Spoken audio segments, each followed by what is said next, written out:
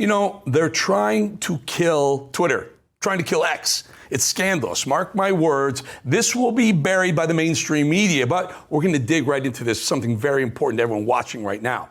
Whatever you think about these people on the left, it's far worse. Whatever you think Democrats are up to, it's far worse.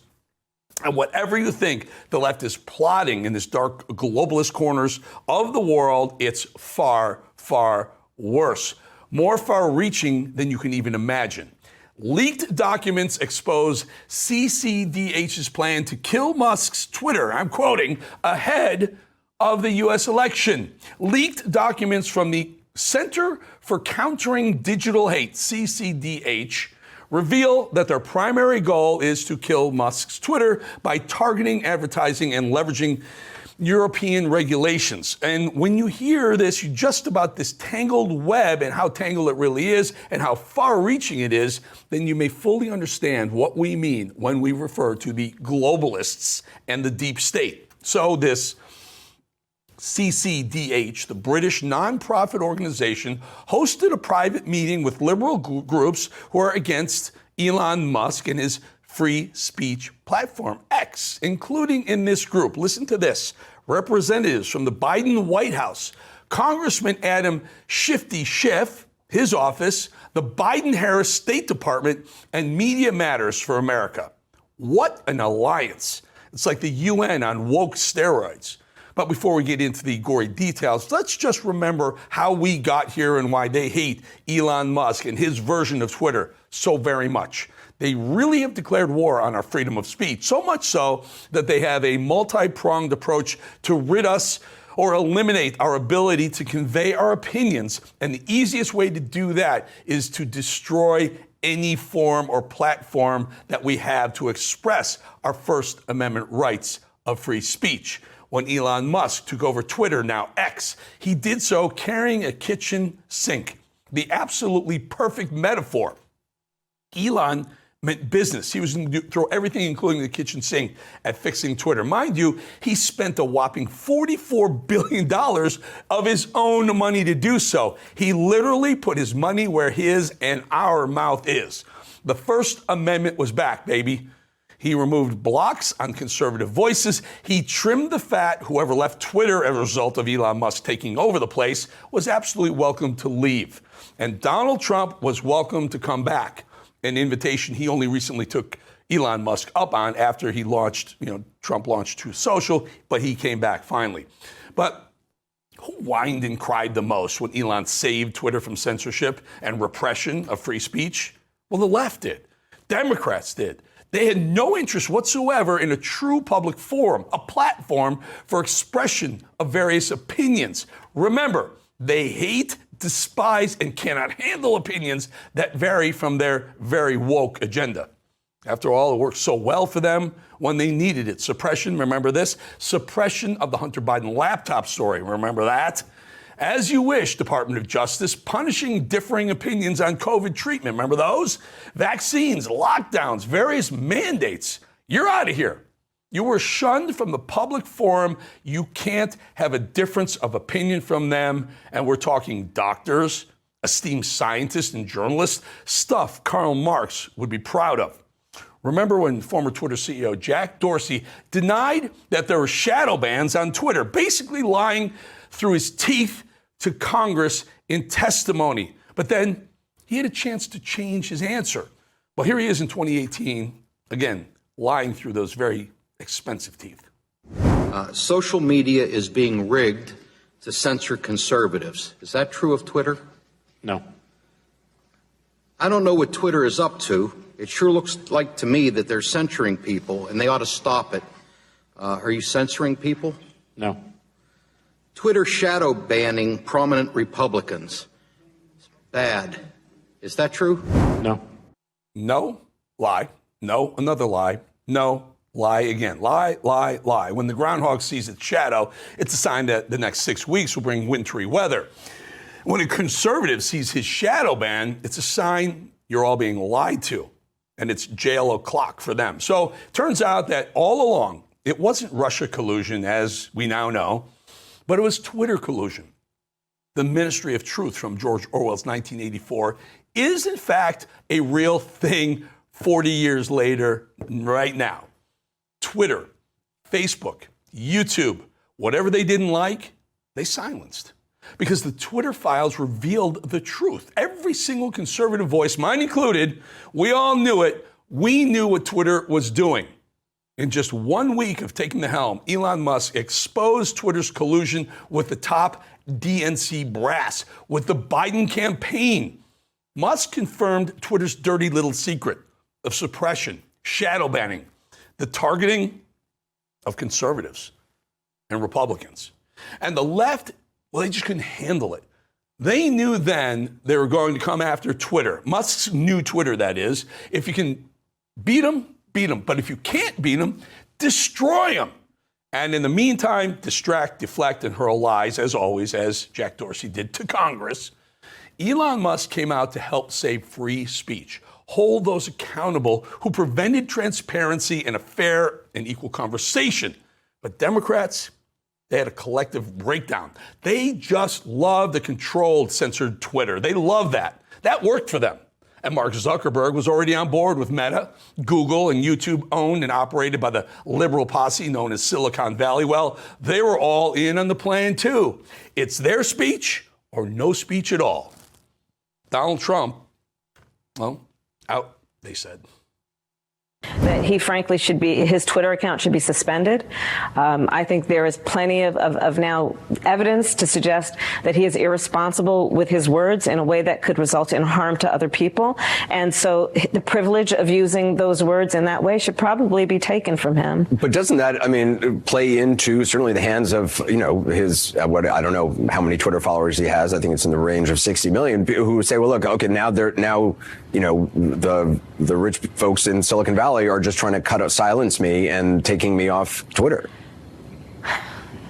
I'm sure that will be said, but we have to also agree that when the President of the United States speaks, her words are very powerful and should be used in a way that is not about belittling, much less harming anyone. These are her words. When the President of the United States speaks, her words. That was way back when. Really, Kamala? Really? Really? Dream on. So it was Trump out, right? But Ayatollah? How about Ayatollah? You know, the insane Iranian leader, nut job. Well, you can stay and wish death to America. That's totally cool on Twitter, Jack Dorsey's Twitter, you know, because the left and terrorists are kind of tight, as we know. We'll get to Iran in just a bit. But one scandal at a time. So the enemies of free speech are planning and plotting to hurt and kill X right now. They just couldn't handle all of the conservative voices back on Twitter thriving. Once shadow banned, silenced, and shut down, all came back into the light, gaining Twitter followers. All of our posts now being seen and heard. And we celebrated Elon Musk for moving things back in the right direction. Oh, and now he's out there campaigning for President Trump. Oh, and that was the tipping point. Snowflake tears, globalist meltdowns. But the hypocrisy shined through, like it always does. MSNBC's Ari Melber flipping out about how Musk will not only allow conservative voices back on Twitter, but actually stifle liberal ones. How does he say that with a straight face? Watch Ari Melber. You'll see what I'm saying. If you own all of Twitter or Facebook or what have you, you don't have to explain yourself. You don't even have to be transparent. You could secretly ban one party's candidate. Tonight, a deafening silence from the president's Twitter account in his waning days as commander-in-chief. Twitter, run by CEO Jack Dorsey, saying after close review of the president's recent tweets, it banned him. Or all of its candidates, all of its nominees. Marjorie Taylor Greene, who was permanently banned from Twitter. Hoosier Congressman Jim Banks is suspended from his professional Twitter account. The senator's account was suspended and his profile picture blacked out. Wisconsin Republican Senator Ron Johnson has been suspended from YouTube. Twitter briefly suspending the accounts of the Trump campaign and White House press secretary. Or you could just secretly turn down the reach of their stuff. Social media outlets were quick to limit the spread of the story. So when you say the distribution is decreased, it got shared. How does that work? It basically, the ranking in newsfeed was a little bit less. So fewer people saw it than would have otherwise. So it definitely... By what percentage? I don't know off the top of my head, but it's meaningful. One strategy is to shadow ban so that you have ultimate control. The idea of the shadow ban is that you ban someone, but they don't know they've been banned because they keep posting, but no one sees their content. You just sort of turn off all of the features for them. So like, they still see everything, it's all there. You can like it, you can favorite it, or you can like retweet or whatever. But at the end of the day, no one else interacts with no one else sees what you're doing. So all that data is just thrown away. And turn up the reach of something else, and the rest of us might not even find out about it till after the election. We saw the first hints in communications between Twitter executives before the 2020 election, when we read things like flagged by DHS or please see attached report from FBI for potential misinformation. Elon Musk says this is all to help people because he is just a free speech, philosophically clear, open-minded helper. So Ari Melber's alarm echoes what we conservatives have been saying for years about big tech censorship. As long as the usual Silicon Valley overlords control all of social media, progressives didn't mind. It was fine for Ari Melber. That worked beautifully for them. But Elon Musk buys Twitter, and suddenly freer speech is a national crisis, as Barack Obama so pointed out a couple years ago. All we see is a constant feed of content where useful, factual information and happy diversions and cat videos flow alongside lies, conspiracy theories, junk science, quackery, white supremacist, racist tracks, misogynist screeds. Wow, and so here comes the retribution. It's scandalous.